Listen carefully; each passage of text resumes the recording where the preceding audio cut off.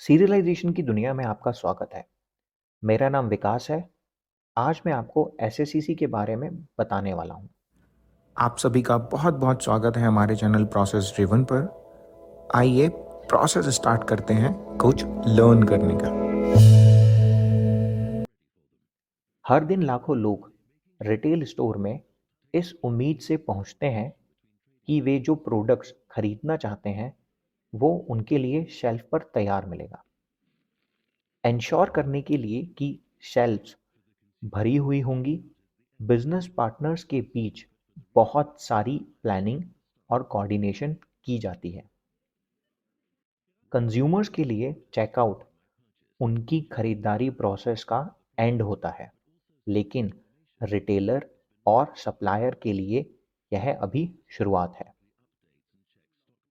जब चेकआउट खरीदारी को प्रोसेस कर रहा है, कंज्यूमर से प्रोडक्ट के लिए सही प्राइस लिया जा रहा है और दूसरी तरफ यह जानकारी प्रोसेस की जा रही है कि स्टॉक में से एक क्वांटिटी कम हो गई है। कंप्यूटर सिस्टम लगातार स्टॉक खरीद और स्टॉक लेवल्स को अपडेट और चेक करते रहते हैं। जब आप कोई आइटम सेंट्रल डिस्ट्रीब्यूशन सेंटर में लो लेवल पर पहुंचाते हैं, तो सप्लायर को एक रिप्लेनिशमेंट ऑर्डर भेज दिया जाता है। यह ऑर्डर इन बिजनेस प्रोसेस में GS1 ग्लोबल स्टैंडर्ड्स का यूज़ करके सप्लाई चेन में जाने वाली इंफॉर्मेशन को पुश देता है और सप्लाई चेन के साथ लॉजिस्टिक्स ऑपरेशन को सफल बनाता है। एसएससीसी एक GS1 आइडेंटिफिकेशन की है जो बहुत महत्वपूर्ण है।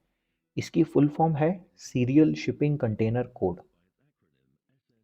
यह समझाने के लिए कि कैसे एसएससीसी सप्लाई चेन कैपेसिटी इंप्रूव करता है, हम आपको दिखाएंगे कि इसका क्रिएशन कैसे किया जाता है और इसका यूज़ कहाँ किया जाता है।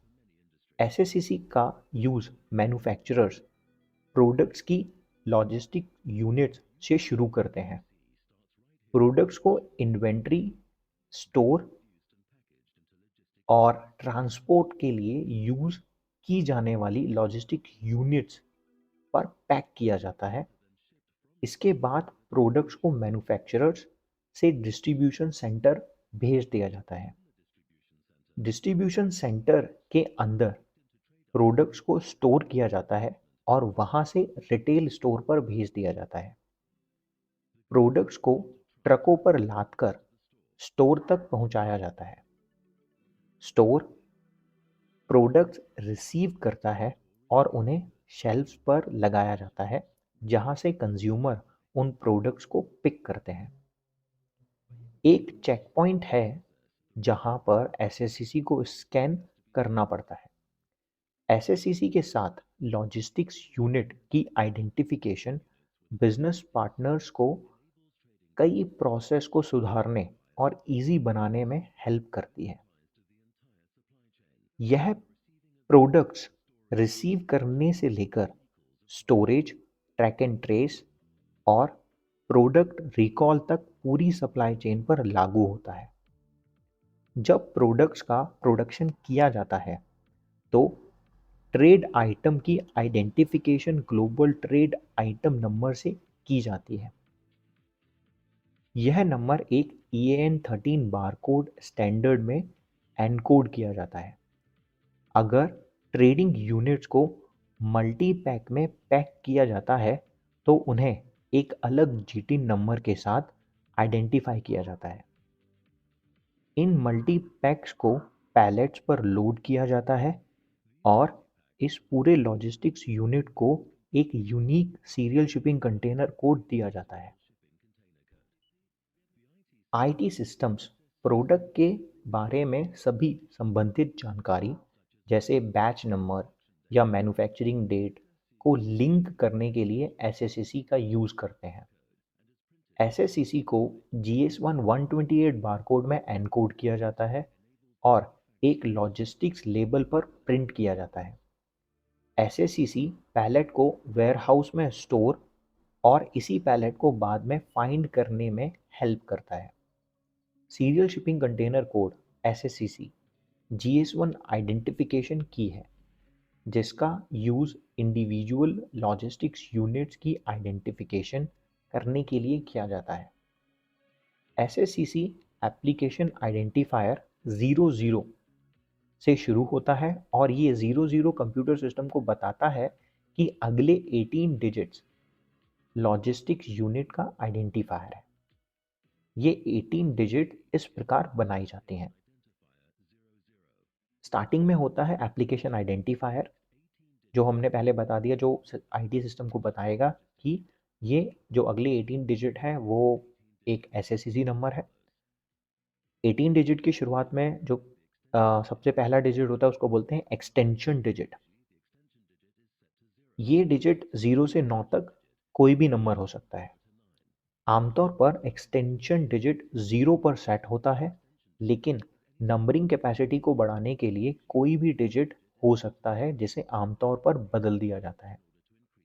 अगले 16 डिजिट में एक कंपनी प्रीफिक्स और एक सीरियल रेफरेंस नंबर होता है। एंड की डिजिट एक चेक डिजिट है, जिसकी कैलकुलेशन SSCC की बाकी डिजिट का यूज करके एक फॉर्मूले के अनुसार की जाती है। एक कंपनी प्रीफिक्स आमतौर पर 7 से 10 डिजिट की लंबाई में होता है। यदि आपकी कंपनी 8 डिजिट का कंपनी प्रीफिक्स यूज करती है, तो आपके लॉजिस्टिक्स यूनिट्स के लिए और सीरियल रेफरेंस जो रह गया वो केवल 8 डिजिट का हो सकता है। यदि कंपनी प्रीफिक्स लंबाई में 10 डिजिट का है, तो आपके पास अपनी लॉजिस्टिक्स यूनिट को देने के लिए 6 डिजिट होंगे। GS1 128 बारकोड सिंबोलॉजी में अल्फा न्यूमेरिक कैपेसिटी है। GS1 लॉजिस्टिक्स लेबल पर डाटा को एनकोड करने के लिए इसका यूज करना रिकमेंडेड होता है।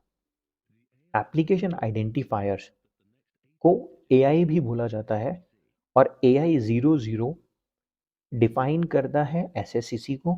अगर AI 02 है तो वो बताता है कि जो अगले 14 डिजिट्स जो आएंगे वो एक GT नंबर है जो प्रोडक्ट को डिफाइन करेंगे। AI 10 बताता है कि जो भी अगले नंबर हैं जो कि मैक्सिमम 20 हो सकते हैं, वो एक बैच नंबर है या एक लॉट नंबर है। SSCC हमेशा GS1 लॉजिस्टिक्स लेबल पर सबसे नीचे वाले बारकोड्स पर से दिखाया जा सकता है और ये हमेशा सबसे नीचे होता है। GS1 लॉजिस्टिक्स लेबल की पोजीशनिंग बहुत ज़रूरी है। ये कुछ इस तरह होनी चाहिए कि फॉर्क लिफ्ट SSCC को सही से स्कैन कर सके। प्रत्येक आइटम में कम से कम एक लॉजिस्टिक्स लेबल होना ज़रूरी है। लॉजिस्टिक लेबल्स को फाइल या रैपिंग के नीचे नहीं रखना चाहिए, क्योंकि इससे बारकोड को स्कैन करने में परेशानी हो सकती है। जब प्रोडक्ट्स का ऑर्डर दिया जाता है तो पैलेट उठाया जाता है और इसे स्टेशन पर ले जाया जाता है, जहां कस्टमर रिलेटेड जानकारी ऐड की जाती है। SSCC पहले से EDI द्वारा रिसीव की गई जानकारी फिर से रिसीव करने के लिए एक रेफरेंस के रूप में कार्य करता है। लॉजिस्टिक्स यूनिट्स का रिसीवर SSCC को स्कैन करता है और IT सिस्टम को इन्फॉर्म करता है फिजिकल यूनिट के बारे में। यह प्रोडक्ट्स रिसीव करने के प्रोसेस को बहुत इजी और एफिशिएंट बनाता है। साथ में SSCC बिजनेस पार्टनर के बीच इंफॉर्मेशन एक्सचेंज में हेल्प करता है और सप्लाई चेन को एफिशिएंट बनाता है। कुछ सप्लायर लॉजिस्टिक्स यूनिट खासकर पैलेट के लिए SSCC का यूज नहीं करते। इन पैलेट्स को स्पेशल हैंडलिंग जोन में रखा जाता है, जहां उन्हें सावधानी पूर्वक जांचना और मैनुअल रूप से संभालना पड़ता है। इसमें अतिरिक्त समय लगता है और मैनुअल जांच के बाद प्रोसेस में लागत बढ़ जाती है, और अगर डिलीवरी सही है तो इसे मंजूरी मिल जाती है और लॉजिस्टिक्स यूनिट पर इंटरनल SSCC के साथ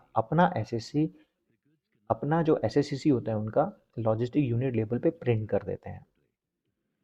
प्रोडक्ट्स अब सामान्य प्रोसेस में वापस जा सकता है और गोदाम में चेक किए गए सामानों को स्टोर करने के लिए अलग से संभालना नहीं पड़ता। लॉजिस्टिक यूनिट को स्पेशल रैक पर रखा जाता है। हर रैक का एक स्पेशल आइडेंटिफिकेशन नंबर होता है जिसे वेयरहाउस सिस्टम के अंदर एक GLN या ग्लोबल लोकेशन नंबर बोलते हैं। यूनिक रैक नंबर और unique logistics unit identification number electronic रूप से लिंक और स्टोर किया जाता है। डिस्ट्रीब्यूशन के लिए पिकिंग एरिया में अब सामान तैयार है। पुरानी लॉजिस्टिक्स यूनिट को हटा दिया जाता है और रिटेल स्टोर से रिसीव्ड ऑर्डर के आधार पर एक नई लॉजिस्टिक यूनिट बनाई जाती है। नई लॉजिस्टिक यूनिट की आइडेंटिफिकेशन तब एक नए SACC से की जाती है। तैयार पैलेट शिपिंग एरिया में भेजे जाते हैं और एक ट्रक पर लोड होने के लिए एक स्पेशल वेटिंग एरिया में लाइन में वेट करते हैं। लॉजिस्टिक यूनिट कई प्रकार की होती है। उदाहरण के लिए इस लॉजिस्टिक यूनिट को कई अलग-अलग प्रोडक्ट से मिलकर बनाया गया है क्योंकि उन्हें एक रिटेल स्टोर द्वारा ऑर्डर दिया गया है। अन्य यूनिट्स होमोजीनियस हैं, जिसका अर्थ है कि पैलेट पर सभी प्रोडक्ट्स समान हैं, मतलब एक जैसे हैं। ऐसे में ये सभी वॉशिंग पाउडर 1 किलो के पैकेट हैं। कुछ एग्जाम्पल्स में एक लॉजिस्टिक यूनिट को एक ही आइटम से बनाया जाता है, जैसे कि इस केस में एक लाल सोफा। इन सभी लॉजिस्टिक यूनिट में एक चीज़ समान है। उनकी आइडेंटिफिकेशन SACC से की जाती है। SACC को स्कैन करके हैंडहेल्ड डिवाइस बताता है कि सही पैलेट को सही रिटेल स्टोर पर पहुंचाया गया है। प्रोसेस में इस पॉइंट पर एकत्रित की गई जानकारी इलेक्ट्रॉनिक रूप से रिटेल स्टोर पर भेजी जाती है, जिसके नतीजे से रिटेल स्टोर की IT सिस्टम ट्रक के आने से पहले ही प्रोडक्ट इन्फॉर्मेशन रिसीव कर लेती है। SACC को सप्लाई चेन प्रोसेस में इस पॉइंट पर एक बार फिर से स्कैन किया जाता है। SACC का यूज़ एंड हो जाता है जब प्रोडक्ट्स को शेल्फ्स पर अनपैक किया जाता है और कंज्यूमर को उपलब्ध कराया जाता है।